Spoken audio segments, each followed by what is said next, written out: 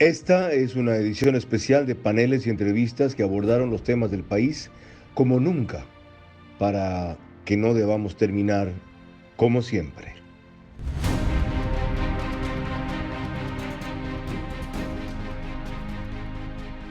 Mi proyecto actual, señor, es consagrarme. ¿Usted es candidato al infierno? Ya estoy en el infierno.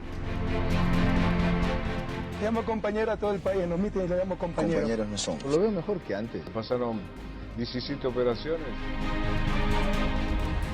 Joaquín almorzando con un presidente de derecha por invitación del embajador español. La pregunta esta sí es buena y muy cabrón. Este es un espacio de opinión destinado a buscar verdades, con frontalidad, crítica a todos y pluralismo. El periodismo de opinión siempre asume una posición. No esperen de mí entonces imparcialidad, pero sí trabajo para ser veraz. Mis opiniones no comprometen ni representan a Canal 1. Yo respondo por ellas. Mis invitados, por las suyas. Empleo, la mayor deuda del gobierno, aborto de la mujer violada y una comisión anticorrupción como la de la ONU en Guatemala fueron los temas predominantes en enero. A mí me parece lo más irracional esta frase, vamos a bajar todos los sueldos. ¿Qué pasó? Pues si hay gente que se ha formado, se ha roto para servir el servicio público, no es bajar el sueldo 10%, 5%, no, eso es irracional. Debe ser más fácil contratar. A quienes más golpea el código laboral vigente es a las micro y pequeñas empresas. Qué chévere, ¿no? Usted nos dijo lo que más ha dicho en las últimas semanas y peor tomado fue cuando habló de la reforma laboral. Que hay que dar facilidades para votar gente. Lo que nosotros planteamos... ¿Dijo o no dijo eso? No, no he dicho eso. No, con esas palabras que digo yo, no, por eso digo. ¿Quiénes obtuvieron pingües ganancias? Bueno, los grandes importadores. ¿Quiénes? ¿No? Las empresas que... Deme nombres. Está aquí un representante del gremio de importadores del comercio. Sí, eran empresas que tuvieron la posibilidad de tener muy buenas relaciones con el gobierno. Oiga, indudablemente. ¿tener grandes ganancias no es legítimo en un mundo empresarial? Pero tienen ¿Para qué entonces usted invierte? Si el gobierno tiene gasto público y todas las facilidades, invierto y gano. La despenalización del aborto para la mujer violada fue tratada en 2 programas. Los dos extremos, ¿no? Unos se liberan de este trauma total, o sea, es como que al fin salí de esto. Y viene a ser un alivio. Exactamente, se sienten aliviadas de este mal proceso que fue. Y la otra es que eventualmente no pueden despertarse al día siguiente. Si me dicen a mí, y si me dicen en efecto, tú estás apoyando la pena de muerte, yo no estoy apoyando nada. Yo simplemente estoy apoyando que cada mujer decida. Lo está diciendo Francisco hace un momento, yo estoy totalmente de acuerdo porque en mi experiencia, a mí me pasa lo mismo que Francisco. Yo acompaño abortos. Y Silvia está dándome la razón. ¿En qué sentido? Primero que la vida se debería de respetar. Hay alguien con solamente un caso de una mujer violada que asume el reto de ser madre, valiente, y de dar a luz y tener ese niño es maravilloso. Yo siempre voy a estar a favor de la vida. En la segunda parte, la pasión creció y la argumentación mejoró. Acá no estamos hablando de un embarazo inesperado, estamos hablando de un acceso sexual violento. Un acceso sexual no consentido, producto del cual la víctima termina embarazada. Entonces, no confundir las dos cosas. No es que, se me pasó o lo hice en los días que no debía. No. Se supone que la razón de despenalizar el aborto en estos casos de violación es compasión por la víctima. Pero ¿no sería más compasivo hacerle a ella ayudas y recordar que hay mucha gente muy compasiva que, por ejemplo, adopta niños? Y pueden haber políticas públicas que deberían haberla. Las 5 causales que están, hay que hacerlo, pero no podemos dejar. Para mí, con que se quede el tema de la violación como despenalizado sería realmente un logro. No estamos alcanzando, aquí no es un avance de derechos. Es claro que personas como Vilma Andrade tienen una agenda, ¿no?, que van de menos a más, que van despenalizando el aborto primero por violación y luego van ampliando porque dice, esto no es una lucha para ahora, sino que seguiremos más adelante. Ellos apuntan a la despenalización total del aborto en el Ecuador. Fórmense ustedes su propia opinión y enriquezcan el debate para que la Asamblea haga lo que menos daño cause, porque en esto no existe lo mejor y mucho menos existen ganadores. El mes lo cerramos con el flamante secretario anticorrupción, estrenándose ante 2 juristas experimentados. No coincido con su criterio. Una cosa es que no coincida, otra cosa es que yo mienta. No, yo le ¿En he qué he dicho mentido? que no coincido con su criterio. No comparto con su criterio, señor Vera. ¿Por qué? ¿Para eso está aquí? Así es, porque tenemos un ex vicepresidente preso, a su tío preso, 5 exministros presos. Si es que eso no fuera verdad, usted me diría. Llegó usted al meollo del asunto. ¿Sabe cuál es el problema? Dígame. Muy poco, muy lento, muy tarde. Asesoría con medios técnicos a la Fiscalía y a todos los estamentos del Estado para perseguir a los grupos que se aprovechaban de los recursos del Estado. En otros términos, ellos dictaban sentencias sin que fueran jueces. Eso que usted se llama asesoría. Sí. No decían, aquí están los elementos de juicio, examinen ustedes quiénes son los responsables de los culpables, sino que estos son los delincuentes. Vivimos una etapa de transición y hay muchos correístas enquistados en el Estado, muchos, no solamente en la justicia. Muchos, la mayoría, muchos. ¿qué Bueno, muchos? Sí. ¿Conviene usted conmigo que es la mayoría? No, no es la mayoría. ¿Dónde no es la mayoría? Porque hay muchos que se ¿Dónde no es la mayoría? En todas las instituciones del Estado. Cuénteme. Bueno, en cualquiera, en la justicia, en la fiscalía, en los ministerios. Ya, en los jueces, en las cortes, ¿no es la mayoría? No, en la corte es donde menos correístas hay. Una mujer ejecutada frente a policías ineptos, otras formas de violencia contra la mujer y el descontrol de las cárceles nos ocuparon en febrero. Solo el general Carlos Alulema tuvo la entereza de responder por subalternos incapaces de impedir un asesinato avisado 75 minutos. Pero hay algo más. ¿Qué distancia estima usted que hay entre este asesino y el policía que está aquí? De 6, 7 metros, ¿no? Es claro, sí, es claro, es claro. Sí. ¿Por qué va el oficial y dice el miércoles en la asamblea 30 metros? Que cuando el tipo comienza a ejecutar a la víctima, ya no están a 4 o 6 metros como usted estima ahí, 6 o 7. Claro. Está más cerca, sí. Como de aquí a donde está usted, y ni ahí así disparan. ¿Por qué? Esa es la respuesta que da la persona. Por eso digo, es una decisión personal de la persona que está ahí. ¿Por qué no decidió actuar eso?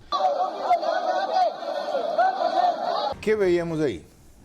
Desorden, total, desorden. No, al delincuente sí lo supieron proteger. Pues cuando la gente lo quiso linchar, ahí sí dispararon al aire, ahí sí hubo gases lacrimógenos. Entonces la gente se indigna. Debimos tratar otra vez un tema sobre mujeres en 2 programas, el machismo como germen de la violencia. O sea, yo estoy siendo impaciente. Estoy exigiendo cambios muy rápidos y estamos avanzando lento. ¿Eso es? No, estamos avanzando rápido y por eso se produce la violencia. Es al revés. De que existe una tarea infatigable, totalmente de acuerdo con eso, pero evidentemente existe en la actualidad un replanteamiento, un cambio de chip. Legalmente, las mujeres tienen muchos beneficios que los hombres no lo tenemos. Yo te voy a decir, en mi experiencia como abogado... Por ejemplo, yo he tenido casos de amigos que no pueden ver a sus hijos. Con otros exponentes completamos el mismo tema, machismo y violencia contra la mujer. La violencia hay que prevenirla en la familia. Hay que erradicarla de los medios de comunicación y eso nos compete a todos. ¿No es esto una sociedad patriarcal? Mire, ¿Y no es el patriarcado un régimen injusto por donde sea que se lo mire? Puede llamarse patriarcal, matriarcal o papal, cualquier nombre, porque también es criticable que tenga el nombre de padre, ¿no? Luchamos contra el machismo, cuya consecuencia más grave es el femicidio. Entendido. Es el femicidio. Y en cuanto a lo que dijo Carlos, yo también creo que los hombres están oprimidos, pero están oprimidos por el machismo, por las expectativas que genera el machismo sobre ellos. El estallido de las cárceles tuvo a un solo experto para analizarla, el subsecretario de Rehabilitación Social, quien lo advirtió. La Tacunga es manejable con el 10%. De hacinamiento. Hasta con un 20% es manejable. Lo que está mal es que la Revolución Ciudadana haya construido cárceles de 4.500 personas, que la técnica dice que no es posible. ¿Lo dijo usted entonces cuando armó todo eso, Correa? Yo no, señor Correa... ¿Lo dijo usted entonces cuando armó eso, Correa? Calladito estaba usted, ¿no? No. ¿Lo dijo usted entonces cuando armó eso, Correa? Cuando estaba el señor Correa, yo lo que le dije, y que es mi tema de seguridad, yo no manejaba el tema penitenciario, y acuérdese muy bien, mi estimado Carlos. Yo le he dicho si lo manejaba usted. Usted es un hombre locuaz, extrovertido, que ha sido con frecuencia consultado por medios y se ha prestigiado así en temas de seguridad. ¿No pudo haber dicho eso? En marzo todo fue electoral, desde mantener el CPCCS hasta el análisis de las elecciones del 24. Un jurista y político consagrado de Quito y otro de Guayaquil dejaron en claro lo que está en juego si se mantiene el Consejo de Participación Ciudadana y Control Social.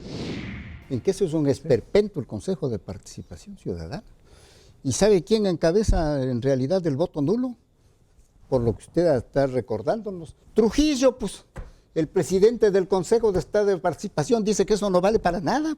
Nos estamos jugando el país. Coincido con el doctor Gándara en que el Consejo es un engendro del demonio que destruye la democracia, pero la forma de arreglar el tema del Consejo de Participación, que no es el único problema que tenemos, es sentarnos a hacer una nueva constitución. No anular el voto, porque con eso no se consigue absolutamente nada. El tiempo de impedir que exista un Consejo de Participación Ciudadana, a mi juicio, ya pasó. Es el tiempo de hacer que no lo controlen los que hicieron de él un cabaret. Los errores y vacíos ante las elecciones fueron advertidos a tiempo. Porque el Consejo Electoral no tiene las bases de datos originales, es decir, partidas de nacimiento, partidas de defunción, no tiene, pero se ha investigado y con trabajo de investigación se bajó y, repito, con cero costo para el país. ¿Y por qué mucha de la gente que fue parte de eso está allí o la han vuelto a traer? Hay conteo de datos provisionales, que son inmediatamente después de las 5 de la tarde. Sí. Y a partir de las 9 de la noche, conteo de datos oficiales. Podrían entregarse los datos provisionales, que son los que se escanean en los RTPAs, en un CD, porque es donde más rápido se va a procesar. Operativamente, ¿es esto posible? Y si hay un ratito, ¿es esto posible? Tecnológicamente, operativamente se puede hacer mucho más. Y que es lo que debería hacerse, se ha intentado en el pasado y ha fracasado. Y para decir que la fuerza que más alcaldes, concejales y prefectos tenga, que no serán ni el correísmo ni el morenismo, ganó las elecciones porque su mayoría de 3 controla un organismo de 5. Y así ser ellos, los maestros del fraude, quienes ahora denuncian fraude para justificar su decadencia. Otra vez tratamos las elecciones seccionales con 3 visiones distintas para acertar en el voto. Que se procure dar una capacitación a los miembros de las juntas receptoras de voto, porque no funcionará ni el control electoral ni la transmisión de datos si no se escrutan bien los resultados y se llenan adecuadamente las actas. Yo creo, Carlos, que ya es tarde. Mejorar en este momento a 48 horas de la elección lo veo muy difícil.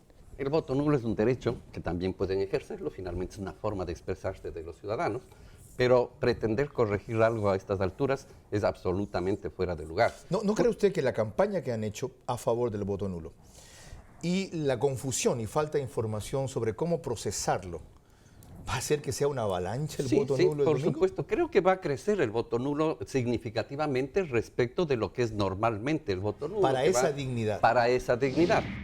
Cerramos marzo con un debate sobre los resultados electorales.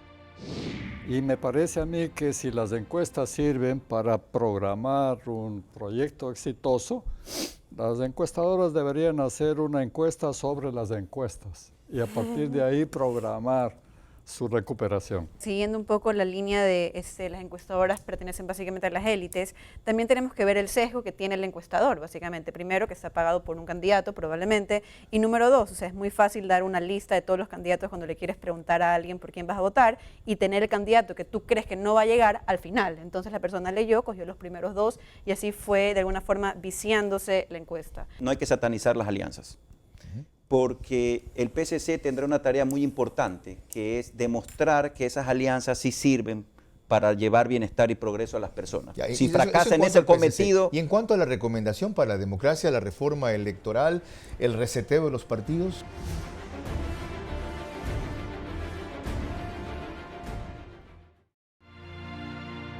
BH Group, asesoría jurídica y de imagen. ¿Cómo debe ser la fiscalía? ¿Cómo será la fiscal? ¿Cómo repetir el éxito de Guayaquil y sanear la justicia? Fueron las 4 preguntas respondidas en abril.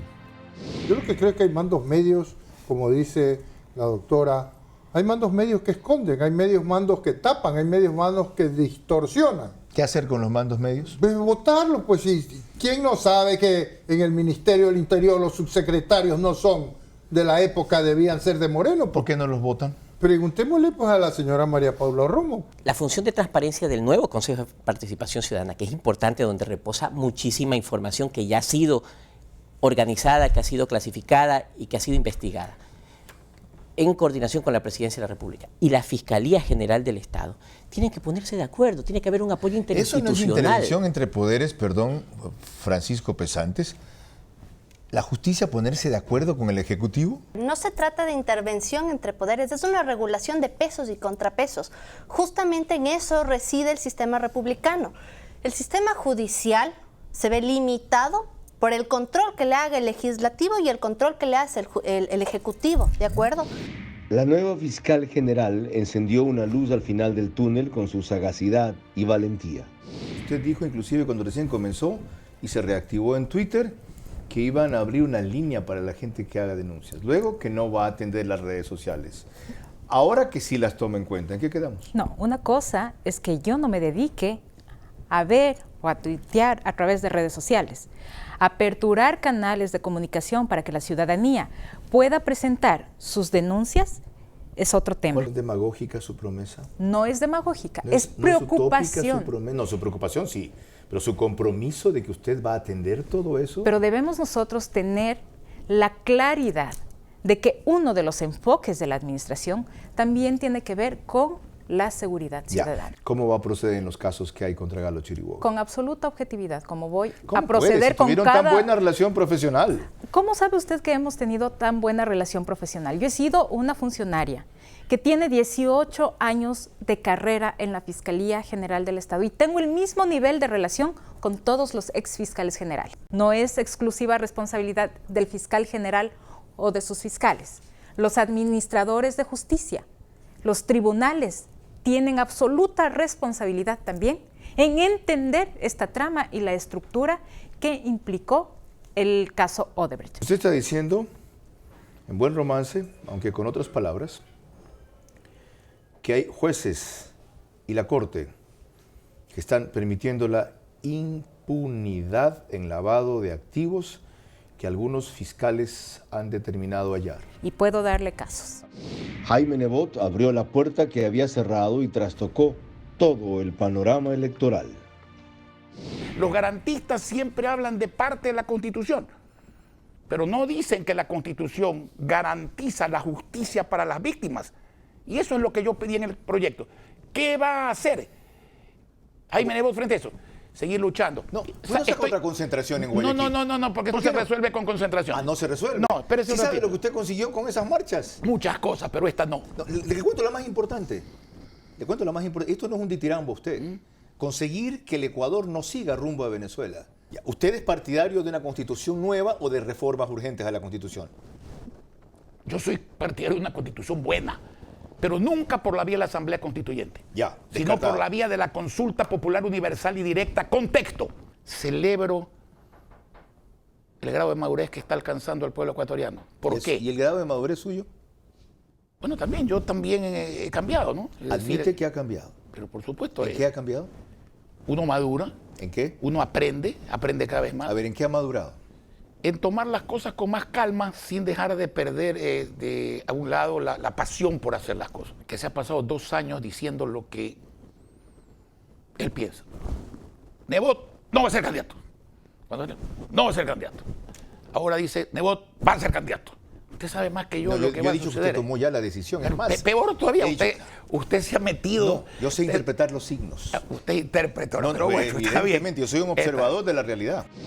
Sus dotes de oratoria no le bastaron a la nueva presidenta del Consejo de la Judicatura ni su dominio del tema. Fue demasiado moderada.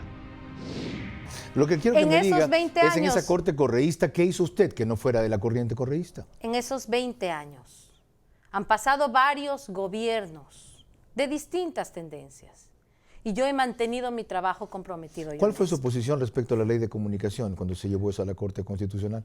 Gracias, Carlos, por la pregunta. ¿Sabe qué dijo? ¿Que es Sí. constitucional? A ver, en primer lugar, ¿Y quién hizo esa ley? El correísmo. ¿Y para qué? Para que no pudiéramos estar usted aquí al frente y yo diciendo usted lo que quiere y yo preguntando lo que debo. ¿Sabe de qué debe estar usted preocupada primero? De estos 500 procesos sin trámite que están a punto de prescribir. Hacemos todo a la vez, Carlos, porque el país no puede perder tiempo. Lo que sé es que cuando llegó Ramiro González, yo presento mi renuncia. ¿Por qué? Irrevocable. Porque no podía quedarme allí. ¿Por qué? Difiero de los conceptos que iba a mantener esa persona. ¿En qué? Formas de administrar. Por ejemplo. Las que tuvo luego. Es Luego decir, de mi salida. Es decir, usted sabía que era un corrupto. No puedo afirmar eso. Eso lo tiene que afirmar la justicia. Yo sí puedo afirmar eso. Lo que la justicia tiene que decir es si es culpable o no en sentencia. Informe sin tregua dio Elizabeth Cabezas en el programa. Igual fueron las 2 entrevistas con 2 archienemigos y un panel sobre el tan anunciado nuevo régimen laboral. ¿Qué le molestan al gobierno respecto a esto? ¿No se lo han dicho? Se lo digo yo. A ver, dígame. Usted es el vocero del gobierno, me estoy enterando de algunas primicias. No, yo hablo con frecuencia para averiguar cosas. Ellos estaban impulsando un acuerdo nacional y usted sale en noviembre con su propio acuerdo nacional. Esa es entonces los errores de coordinación, porque ¿cómo es posible que exista una idea de un acuerdo de gobernabilidad sin considerar que el legislativo es parte fundamental del país, del Estado y de cualquier Economista, proceso? por Dios, errores de coordinación. ¿Por qué no le dan a usted acceso directo al presidente de la República cuando usted quiere hablar con él? A ver, yo he hablado varias veces con el presidente, me he reunido varias veces con el presidente. Mi pregunta no es si ha hablado varias veces, se ha reunido. A ver, ¿por qué no le dan acceso directo cuando usted quiere hablar con él? yo tengo acceso con él, yo me he reunido en varias ocasiones. Habla con la María Paula primero, por favor. Ah, bueno, pero es que la María Paula es la delegada en los temas políticos de coordinación Pero hay ciertas cosas que solo se deben hablar con él, sin perjuicio de que esté la ministra de Gobierno. Y lo he hecho en varias ocasiones y se lo he expresado al presidente, les llamo por teléfono y tengo la ventaja de que por teléfono sí no me pueden bloquear, si es que existe un bloqueo preliminar como usted me lo está comentando. El asesor presidencial Santiago Cuesta arremetió contra su mayor detractor, pero no se libró por ello de cuestionamientos. No hay un solo juicio contra un periodista, pero usted ha emitido juicios de valor terribles contra varios de ellos. Fernando claro. Villavicencio, por supuesto. Cristian Zurita. Sí. A Cristian le he dicho que hace reportajes por $4,000. No, yo no. A Fernando Villavicencio que a él lo financia Charlie Pareja. Por supuesto.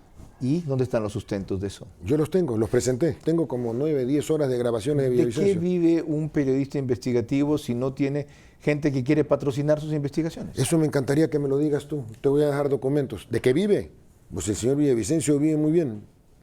Obviamente él no tiene plata. Él dice que vive, que le llevan canastitas de comida a su casa a la gente que no quiere. Cuando fue perseguido por correa, sí. Sí, bueno, pero el hermano parece que vive mejor. Del 2011 al 2018 ha depositado $2.966.000 en efectivo. ¿Cómo se llama el hermano? Correcta. Villavicencio Valencia Eduardo Germán. ¿Eso no es ilegal? No. ¿Revelar el movimiento bancario de una persona en un programa público? Entonces, perdón, y Villavicencio cuando dice que el presidente Moreno tiene cuentas, eso sí es legal. O sea, porque lo dice un periodista. Ojo por ojo, diente por diente. No. Sumados todas esas cuentas, ¿tienes idea de cuánto suman? Creo que alrededor de 12, 14 millones de dólares. ¿Qué es lo ilegal en tener esos montos? Yo no he dicho que es ilegal, he dicho que las abra. Porque el señor Villavicencio... Pero son cuentas vinculadas a él, ¿verdad? Por eso les pide que las abras. Al programa siguiente vino por la réplica Fernando Villavicencio y no le gustó que también lo cuestionen. Es información manipulada por Santiago Cuesta. ¿Qué significa manipulada? Que hicieron un monitoreo, que están investigando a ti, a mí, a todos los legisladores. Fernando, ¿es cierta o no? ¿Qué información? La que te acabo de reseñar. Falsa, mutilada. Esa información ¿No tiene es mutilada. tu hermano ese volumen de ingresos en ese periodo citado? Absolutamente falso. Tiene 4 millones, ¿sí? Entre el 2011 y el 2018. Mira, tú lo que debías de haberle preguntado... No me digas a mí lo que tengo que hacer como periodista, Fernando. Yo lo hubiese hecho como periodista. Bueno, sí. Si a mí me trae un señor... Entrevístalo entonces. Si a mí me... ¿Él ya era presidente? Él era candidato. ¿Cuándo le pide eso? Cuando le pide. ¿Es un delito pedir a un empresario una contribución para plan de vivienda? Es inmoral pedir al principal implicado. Por supuesto que es un delito. Eso, es un delito. Es un delito, porque el señor Cadena está siendo investigado y estaba siendo investigado a una empresa criolla mimada. Por eso habrás visto cuál es la mimada. Es Hidalgo. que entregó $2 millones, porque Hidalgo es la Odebrecht del Ecuador. ¿Qué delito cometió Hidalgo? Haber entregado sobornos para la firma de contratos. Haber una empresa contratista del Estado que ¿Está prohibida por ley una empresa contratista del Estado? Pero por supuesto, absolutamente. Arroz Verde 502 es la puerta que abre al infierno. Por eso están aterrados. Yo sé cuál es el infierno. El infierno para ti es demostrar que en la campaña 2017-2018 se repitió esta operación. Todo el periodo vivimos un estado de propaganda y de persecución financiado por plata de las corporaciones. El último programa de mayo tuvo como invitado al presidente de la Comisión de lo Laboral, Vicente Atayano, a quien se saboteó por parte de la mayoría correísta. Usted dice que esta propuesta no es del gobierno, sino de los empresarios. Demuéstrelo. Es porque con ellos siempre han planteado eso. Históricamente siempre. Es más, yo creo que Pablito Arosemena, con el respeto que me merece, es un hombre inteligente, pero lo que primero tiene en la mente es flexibilidad laboral. Y lo que acabamos de ver a lo largo de este debate es lo que ha pasado históricamente. Aquí, dos posiciones encontradas de quienes dicen defender a unos, dicen defender a otros, y el jodido, el Ecuador, y el trabajador al final del día. Todos los cambios que hubieron en el ámbito laboral en los últimos años, en la década correísta, fueron cambios que, sobre pretexto de supuestamente salvaguardar o beneficiar a los trabajadores, realmente terminaron condenando a la gente que no tiene trabajo. ¿Originados en qué? Yo diría en un falso sentido de justicia social. Originados en trabajadores explotados por empresarios explotadores. El problema es que muchos empresarios se aprovecharon de la necesidad de trabajo o las brechas que esto abría.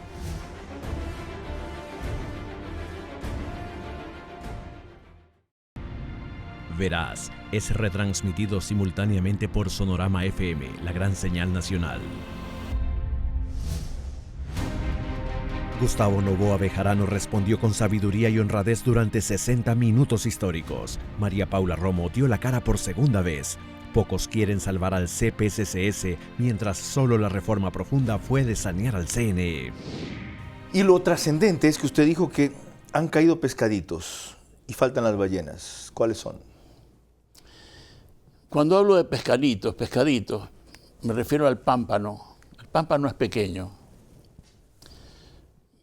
Pescarlo es una lisura, porque no se come nada con el pampanito. Ballenas. Bueno, la primera ballena es Rafael Correa. Contra ellos hay procesos. ¿Cuál es su impaciencia y su preocupación?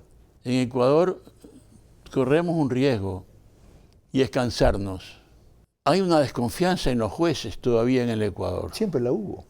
¿Ya? Siempre sí, la hubo. Pero sigue habiendo. ¿Más que antes? No sé si es más o menos, pero igual. Pero se habla de los jueces que son correístas todavía. Es que en el caso de los fiscales que usted mencionó, 7 de 23 son de la era Yalca. ¿Los fiscales son correístas todavía? Por supuesto, porque están todavía los del periodo anterior. Mi pregunta es, ¿qué hacemos frente a eso? No es fácil, porque tenemos división de poderes. Ahora, con Lenín Moreno, se está viendo división de poderes. La ministra de Gobierno enfrentó una crisis que no le toca, la de las cárceles, pero al involucrar a la policía no tuvo más remedio. En efecto, la crisis del sistema penitenciario es una crisis que se ha cocinado durante mucho tiempo y que en este momento vemos estallar. Tiene que ver con el sistema penal, tiene que ver con el hacinamiento. Hoy tenemos un hacinamiento de más del 40%, en algunas cárceles llega al 200%. Tiene que ver con el Código Orgánico de Seguridad, de Organismos de Seguridad del Estado, el COESCOP, que reguló por un lado a la policía, a los militares. Los están asusando las bandas. Es un enfrentamiento, al menos las muertes de la semana pasada. ¿Como retaliación a que ustedes los están apretando? Sí, también. José Serrano dice que no. Yo he firmado quejas en contra de jueces. ¿Y le paran bola? En casos específicos, sí. ¿Y qué pasa entonces que todo se siente y se ve peor? creo que también es parte de la discusión de fondo de lo que está pasando, y la discusión tiene que ver con la transición. Tenemos fiscal general del Estado hace un mes y medio. La transición, los cambios, la inestabilidad en la Fiscalía y en el Consejo de la Judicatura, por supuesto que han provocado movimiento. Porque en gran parte es porque ustedes desde el principio no lo metieron en el acelerador como están haciéndolo ahora. En el Consejo de la Judicatura de Transición, los días que se instalaba el nuevo Consejo de la Judicatura de Transición, tuvimos casos en donde muchas de esas personas recibieron rebajas de penas. Para evitar que el caso Sobornos 2012-2016, conocido como Arroz Verde, quede en la impunidad, reuní las opiniones de un asambleísta, un jurista y un político retirado. La potestad de fiscalizar, de buscar qué es lo que sucedió desde lo político le corresponde a la Asamblea, pero en términos de la responsabilidad ante la justicia le corresponde a la Fiscalía. Si la señora Pamela Martínez no era la cabeza de la organización, ella actuaba como mensajera de alto nivel, pero mensajera al fin. Ella actuaba, era un segundo o tercer mando, y había primeros mandos, y ya los ha señalado. Pero el país se está llenando de denuncias, de actos de fiscalización, se está actuando más políticamente y no se está buscando lo que se espera, que es una reparación total. ¿Qué es lo que nos está matando, Carlos? Es que las reglas de juego tienen que estar listas un año antes de las elecciones. Entonces, además, tienes un problema de tiempo. Pero es que además son reglas mentirosas. Sí, señor. Son, por eso. Si es que nosotros decir que pudiéramos... los contratistas no pueden aportar a una campaña, eso es un cuento. Porque todos los contratistas aportan. Es un cuento, sí, pero está en la ley. El tema... pero por eso mismo, lo que estamos hablando estamos hablando de cambiar la norma. Todavía quedaban profesionales que defiendan la permanencia del Consejo de Participación Ciudadana y Control Social, pero más miembros del panel opinaron por su desaparición. A ver, vamos al camino legal, porque hay un camino legal. La anulación del acto se puede hacer, entre otras 10 causales, cuando se viola la Constitución y la ley. Y se violó el artículo 106. ¿A quién le correspondería anular ese acto? ¿Sabe lo que sucede ahí? ¿A quién le correspondería anular ese acto?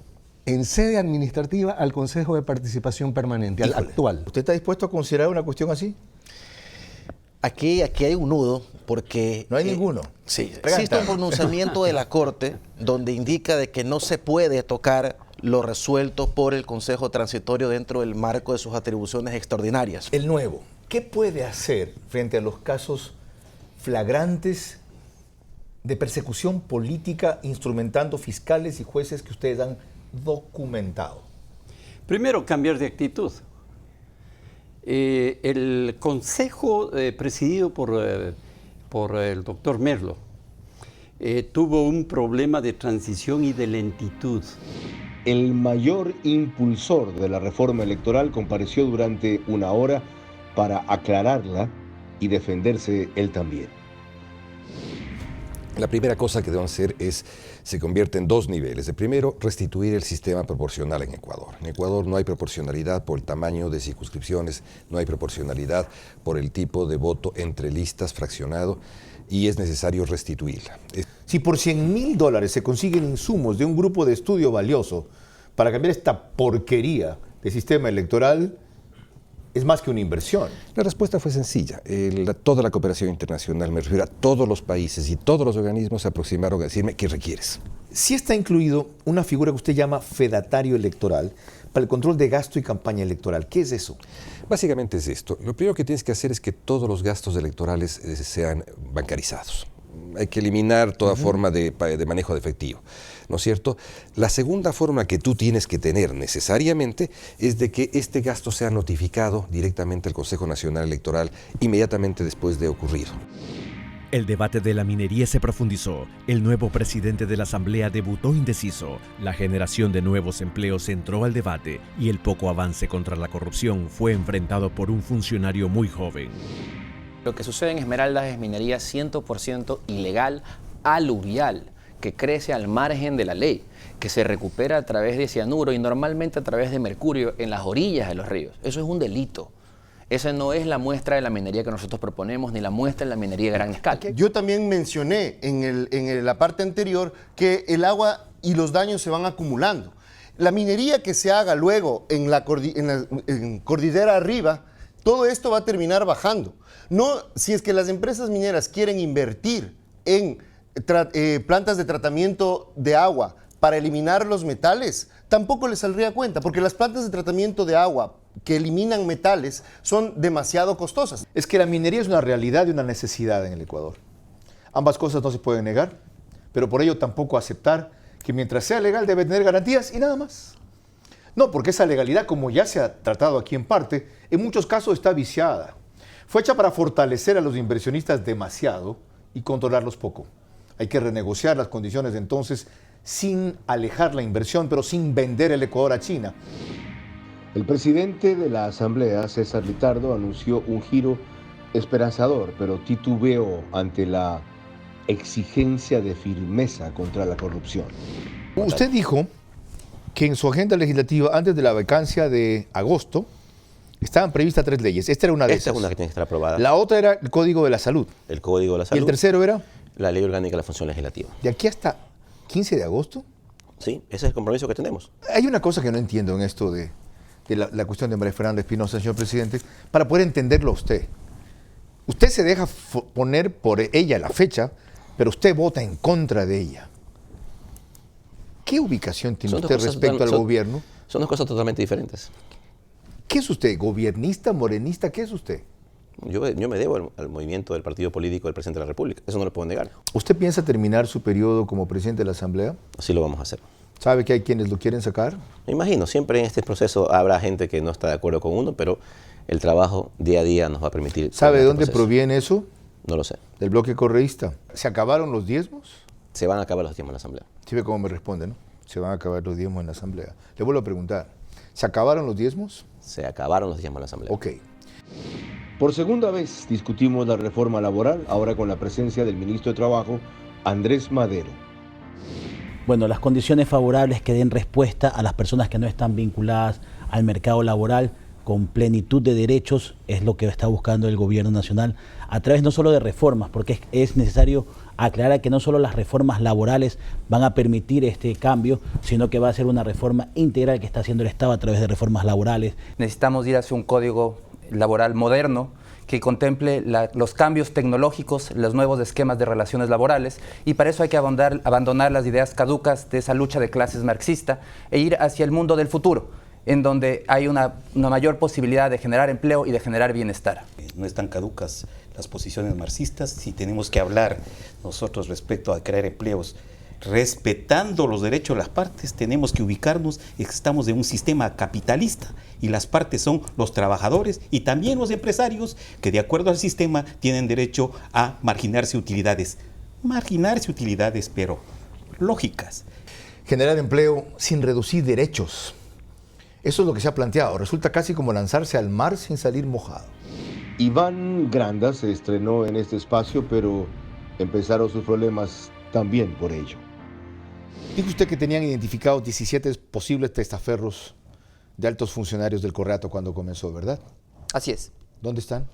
Están en un proceso de investigación de la Fiscalía General del Estado. ¿Ya están fuera del país? No. ¿Cómo sabe usted que no están fuera del país? Porque no se ha filtrado la información, porque existe una fiscal que no depende de nosotros, que efectivamente hace lo que tiene que hacer. ¿Qué está haciendo la Fiscalía en la denuncia de INA Papers que se hizo contra entorno y familiares del presidente? Bueno, eso de igual forma va a responder la señora dueña de la acción penal, que es Diana Salazar. ¿A usted en ese caso no le interesa impulsar nada, seguir nada sobre el costado izquierdo? Mire, se ha impulsado efectivamente el hecho de que se habla, ustedes pueden ver aquí, la firma del señor licenciado Lenin Voltaire Moreno Garcés y de la señora Judith Rocío González Navas, esposa del presidente. Es parte de una estrategia correísta de una persona que recibe órdenes de la cárcel de Latacunga. Además de eso, no se han cansado. ¿Quién recibe órdenes de la cárcel de Latacunga? El señor Aliaga recibe órdenes de la cárcel de Latacunga a través del señor Glass. Vamos despacio, está diciendo usted molones enormes que tenemos que ir desagregando. ¿Cómo sabe usted eso? El presidente de la FEF sorprendió con su solidez, la doctora Julieta Sagniay con su solvencia y el canciller con su talante aparte de su talento, mientras el viceministro de Minería soportó una avalancha de preguntas. Gana usted como presidente de la federación. ¿Por qué lo primero que hace no es decirle a Hernán Darío Gómez, esto lo tenemos que revisar, yo no estoy de acuerdo con tu visión y tu acción hasta el momento? Punto. Lo hice, nos planteamos un proceso, nos planteamos un corto proceso. A ver, es que entender... Economista, usted ya ha visto las barbaridades que empezó diciendo, los primeros resultados que empezó teniendo. Usted me está hablando de 6 meses en un proceso que para mí tiene que durar 10 o 20 años. Me está hablando de los primeros 6 meses para sentar las bases de lo que va a hacer. Sí. O sea que su objetivo no es clasificar a Qatar. No. El objetivo está en clasificar y en ganar y en ir a competir en todas las competencias de las que sea participante la selección mayor y todas las selecciones ecuatorianas del fútbol. Su declaración es claramente que eso debe ocurrir como producto de ese proceso. No sacrificar el proceso por clasificar al... No. El proceso es un proceso de largo aliento. Exagerado. Nada de términos a medias. ¿Qué es exagerado? Un gasto exagerado. Un dirigente que tenía... ¿Qué es un gasto exagerado? ¿Cómo se llama un gasto exagerado? Un gasto exagerado, $2 millones. La federación ¿Cómo se llama un gasto exagerado? Un mal uso de fondos. No, corrupción. Bueno. Entender las ventajas y peligros de permitir el uso de marihuana para fines médicos fue posible gracias a una experta muy clara. Usted solo estaría de acuerdo si se monta una estructura que reduzca al mínimo los riesgos de estos productos. Así es, y que sea regulado por los especialistas, con diagnóstico, con una prescripción, así como se hace con los psicotrópicos. ¿Quiénes son los especialistas para esto? Bien, en todo caso, los neurólogos lo podrían usar para las epilepsias refractarias, pero solo el 0.1% de la población se beneficiaría de esto, porque además ya existen cirugías como la estimulación neurovagal en lugar de usar un medicamento. ¿Quién tendría que determinar los parámetros de toda la cadena que significa uso medicinal de la cannabis en el Ecuador? Como no hay un organismo serio de control en el Ecuador, en un país en donde no se controlan ni los medicamentos caducados, es por eso la sugerencia de que se importe el medicamento. Ya, entonces lo que se puede hacer es principalmente educación, porque como decía la doctora, pues si es que los adolescentes la usan, el cannabis alto en tetrahidrocannabidiol delta 9, tienen mucha adicción, entonces hacen la adicción, porque su cerebro no está formado. Quien considero el mejor ministro del gabinete y su política internacional lo más rescatable de este gobierno, estuvo a la altura. Que hacia fines de este año, diciembre de 2019, 506,000 personas estarán fuera, digamos, de Venezuela, estarán afincadas en nuestro país. Porque este proceso y este proyecto es súper audaz, es inédito. 250,000 esperan regularizar ustedes para comenzar. Queremos hacer eso. ¿Y por qué? Porque la visa humanitaria busca la respuesta a una emergencia, a una urgencia humanitaria. ¿Y se ha visto usted lo que nos están dando como cooperación? También. Vienen unos milloncitos de aquí contra el narcotráfico. Siguen otro avión para que vuele de vez en cuando.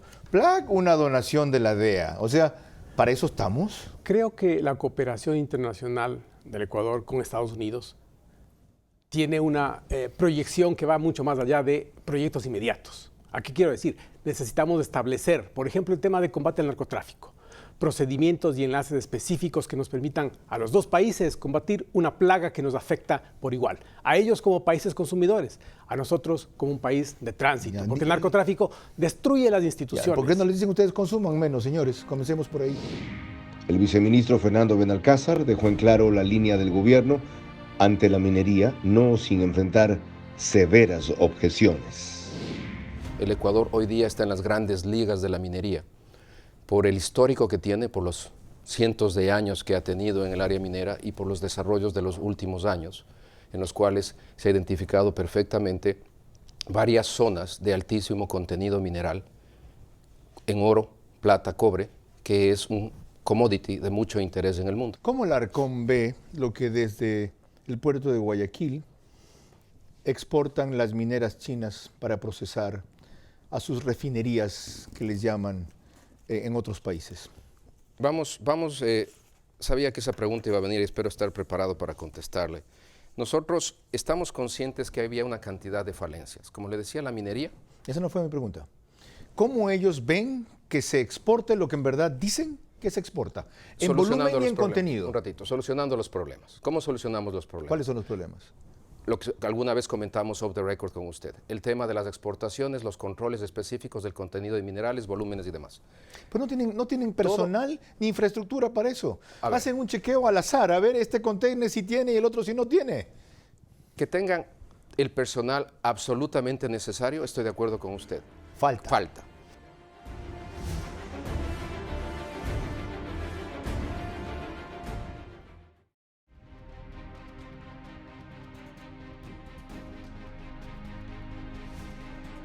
Las salidas para impulsar concesiones, combatir la inseguridad y los accidentes de tránsito quedaron claras, y más clara aún la línea que el nuevo prefecto del Guayas pretende imponer. Que los trabajadores, si tú eres sindicalista, me estás pidiendo que vote porque tenemos exceso de personal en todas las empresas estatales, en todas. Entonces, primer sindicalista que me dice, vote. Me ha encantado. Te voy a tomar la palabra, como le pedí por escrito en Twitter a Patricio, que ya le responderé. Yo no he dicho que hay que despedir trabajadores, sino revisemos el video del programa. No se ponga en mi boca cosas que no he dicho. En segundo lugar, siempre la receta sigue siendo la misma desde la visión neoliberal. ¿Cómo nos llevamos los mejores negocios en detrimento de los derechos de la población? Se eliminan las trabas, aranceles para materias primas, bienes de capital, una infinidad de impuestos que tenemos, la excesiva tramitología. Entonces, bueno, ¿qué se puede hacer? Okay. También se puede atacar el subsidio de los combustibles, pero a precio real y liberando la importación del diésel. El gobierno perdió la oportunidad de comunicar todo lo que significaba recibir la mesa vacía y en ese momento toda la justificación de un giro radical. Ante la inseguridad abundan excusas y diagnósticos, pero escasean resultados. En el Ecuador necesitamos un sistema donde no se persiga a quien emprende y trabaja honestamente, sino al delincuente. Y para eso necesitamos mano dura. Para eso necesitamos leyes firmes. Para enfrentar el problema tenemos que buscar una estrategia íntegra, donde estemos todos los actores, vale decir Estado, gobiernos locales, sociedad civil. El problema tiene que ser enfrentado no desde la arista institucional. La inseguridad, cuando se producen hechos delictivos, deben ser juzgados y reprimidos, pero hay que intervenir y prevenir para que eso no se dé. Esto cambiará cuando quienes tienen la obligación de tomar la actitud correcta la tomen. No cuando los defensores a ultranza de los derechos humanos se pongan a favor del delincuente y no del inocente, si el derecho de ambos entra en conflicto. Frente a los accidentes de tránsito hay avances, pero también cuentas por pagar. Nosotros tenemos el historial de los últimos 5 años que nos ha permitido establecer dónde hay mayor tendencia a exceso de velocidad, en qué horario, en qué días y qué operadoras. ¿Y eso les lleva a hacer qué? Muchísimas estrategias. Primero, Policía Nacional y CTE ya le decimos dónde tiene que hacer los controles, porque anteriormente los hacía donde había habido un accidente. Sí, se puede fallar. Pero ¿qué hacen ustedes para minimizar las fallas? Lógicamente, ya aquí en adelante, dentro de nuestra cooperativa, una de las primeras acciones es seguir la recomendación de Agencia Nacional. Primero, ese conductor tiene que tomársele prueba para poder incurrir a trabajar en la cooperativa. Habían vencido su vida útil. O sea, han sacado 1.300 buses de circulación. Correcto. ¿En cuánto tiempo? En menos de un año. ¿Cómo Muchos se fugaron suplió? sabiendo que íbamos a otorgar un registro único tecnificado de control computarizado. Eso me pregunta, ¿no se fueron a trabajar a otra provincia? No sé, pero antes se vendían acá a Guayaquil. Enseguida buscamos al conductor, responsable del conductor, y después, ¿qué pasó en realidad con la operadora o con el gerente de la cooperativa? ¿Qué pasó con el que diseñó esa vía? ¿Dónde compró ese bus y quién permitió que salga ese bus? Entonces, si vamos a juzgar a alguien, tendría que ser juzgados todos ellos. Demostró que el futbolista y el presentador de televisión quedaron atrás con firmeza en un conflicto nada menos que con la Armada, el prefecto Carlos Luis Morales. El primer tuit que yo pongo el 20 de abril, a menos de un mes de yo posesionarme, porque me posesiono el 15 de mayo, es la terminación unilateral del contrato del dragado, porque estaba plagado de irregularidades, y es de dominio público eso. ¿Qué fecha hizo usted eso? El 20 de abril. Una institución que ha sido más política que técnica, ahora será más técnica que política. ¿Usted no fue pana de ese fulano que estaba allí? Primero Guayas, Carlos, y quiero que lo quede bien claro para usted y para todos los ecuatorianos. Primero Guayas, aquí no hay compadrazgo, Carlos. ¿Cuándo se dio cuenta de que es la institución más política que otra cosa? Si todo el mundo se ha dado cuenta de aquello, se formó un partido político de ahí. Entonces, no puede ser que en fiscalización. Carlos, ¿sabe cuánto tengo que fiscalizar yo? ¿Sabe cuántas cosas tengo que fiscalizar yo? ¿Cuántas carreteras tengo que fiscalizar? Y en fiscalización hay un solo ingeniero civil. Empezamos con lo agropecuario, pero las protestas que no solo buscan echar abajo el precio de los combustibles nos permitieron 2 espacios de excepción, aunque no pudimos evitar el de octubre 13. hasta tanto la gasolina es un rubro en el costo de la transportación para el sector agrícola. Ellos dirán con toda razón, hasta que el paraíso que me pinta el ministro baje de arriba y se imponga acá, yo tengo que pagar más por la gasolina. Por lo tanto, se lo traslado a mi producto. Pero hay disminución de aranceles, en algunos casos reducción de hasta el 0%, en otros casos reducción sustanciales. Nosotros no estamos diciendo que no se use el suero. El suero es un subproducto que tiene que conocerse el origen, el proceso y el destino. He hablado de que los industriales de la leche mezclan el suero de leche con leche para bajar. Lo han estado haciendo. Ok. Y eso no está bien. Ok, no estoy mintiendo entonces. Eso no está bien, hay que cambiar y normar mejor. Tras el fallido intento de golpe de Estado auspiciado por Venezuela con cubanos infiltrados y correístas pagando delincuentes, reunimos en la mesa a quienes no pudo el Ejecutivo, el secretario general de la Administración, un empresario, un indígena y un sindicalista. Por eso estamos aquí sentados y reiteramos el pedido al FUT, que ponga medidas y nos sentamos. Mire, hubiese sido fácil que el día de ayer nos digan se suspende la reunión, les llamamos en otro momento y no salir a decir en la forma que lo dijeron que no había el diálogo. Me parece que sí es preciso señalar la necesidad de que el gobierno ponga actitudes para que pueda generar el escenario de diálogo. ¿Actitudes como cuáles? Las demandas contra los compañeros, el círculo mediático que se ha armado en contra de la movilización. Tampoco subió el IVA el gobierno. Así es. Pero ustedes quieren todo de golpe. No, bueno, de hecho hay medidas. Toda mi plataforma, igualito que los trabajadores, solo que del otro lado. Si te pones maximalista, 100% o no jodan. La expresidenta Rosalía Arteaga cerró el mes con un derroche de lucidez y patriotismo en sus expresiones, algo tan necesitado en ese momento. 10 años de un gobierno dictatorial, en donde nadie podía levantar la cabeza porque iba a la cárcel o era enjuiciado. ¿Ambiente propicio al capital extranjero, especialmente en el tema de la minería? Mire, el tema del capital extranjero es un poco un mito, excepto en minería y petróleo. En el resto es un mito. Lo que hay que incentivar es que a los propios ecuatorianos creamos en nuestro país e invirtamos más en el Ecuador, todos. ¿Qué les dice usted a los sectores que dicen cuando hemos hecho eso no funciona? Solamente cuando llegamos a ese extremo, protestamos y reclamamos altisonantemente es cuando funciona. Por eso el país está como está, pues Carlos. Eso tengo que decirles. ¿Queremos ese país como está? ¿Queremos seguir con las personas teniendo que luchar por cada uno de sus derechos? Porque luchan por sus derechos. Tenemos que buscar la forma en que cada uno de nosotros podamos aportarle al país.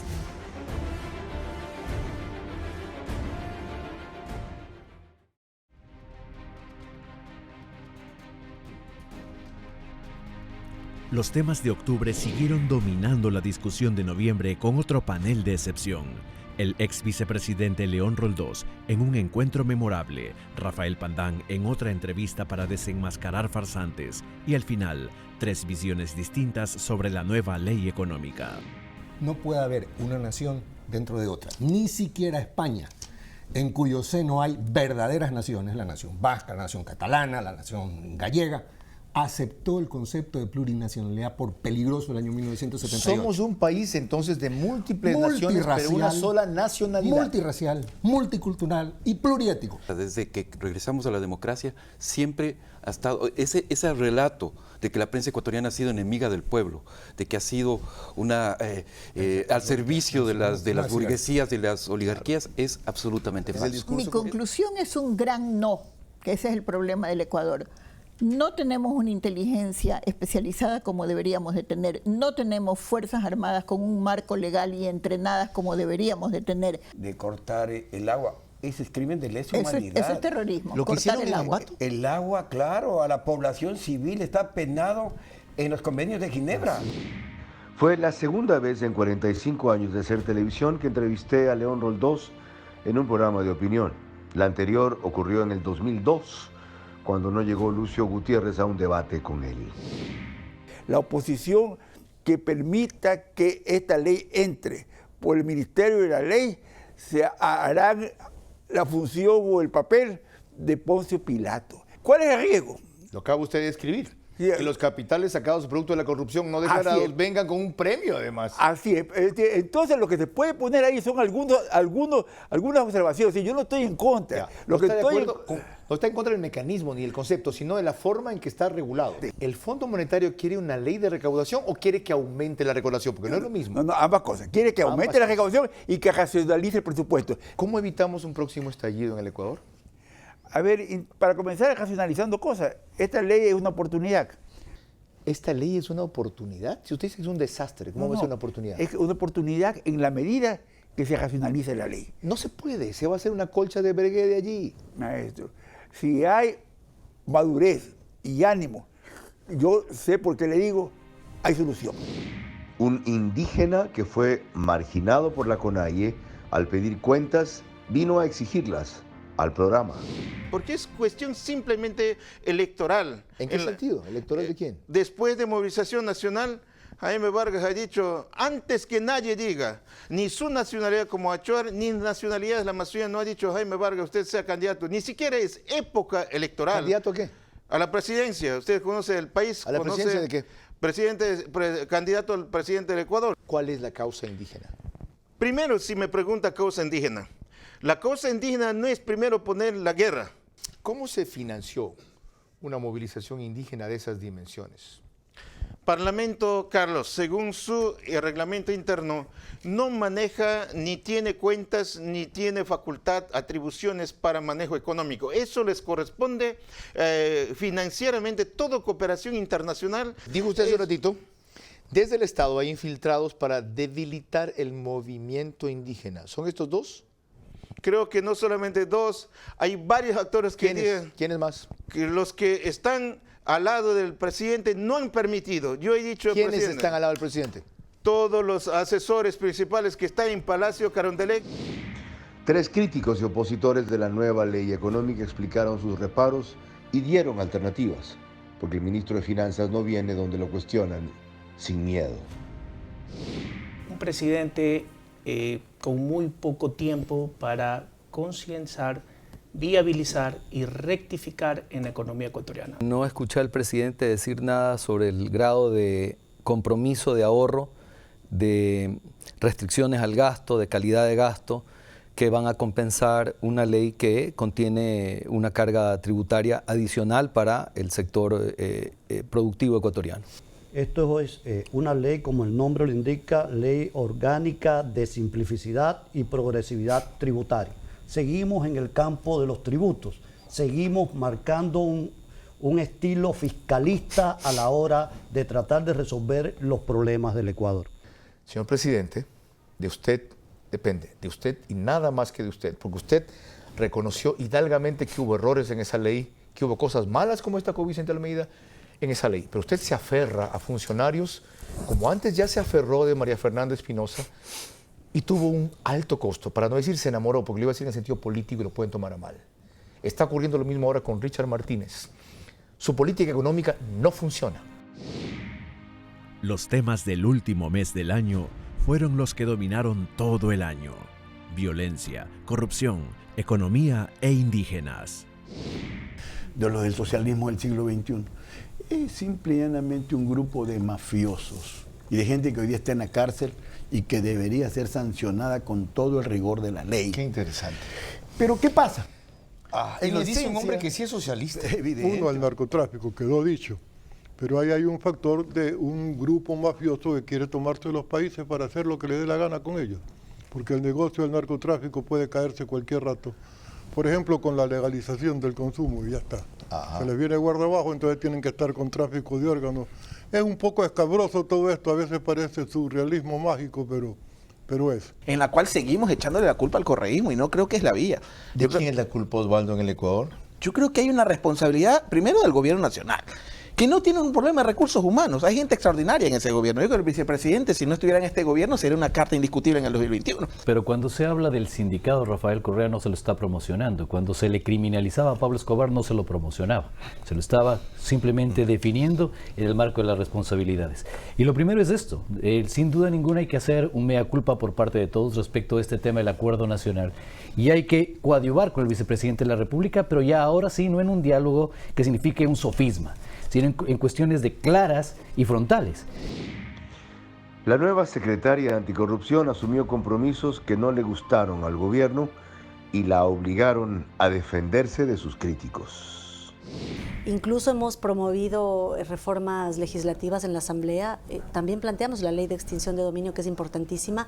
A propósito de la recuperación de activos, tuvimos un acercamiento en los Estados Unidos para ver si es que el departamento de María Sola Rea puede ser incautado allá.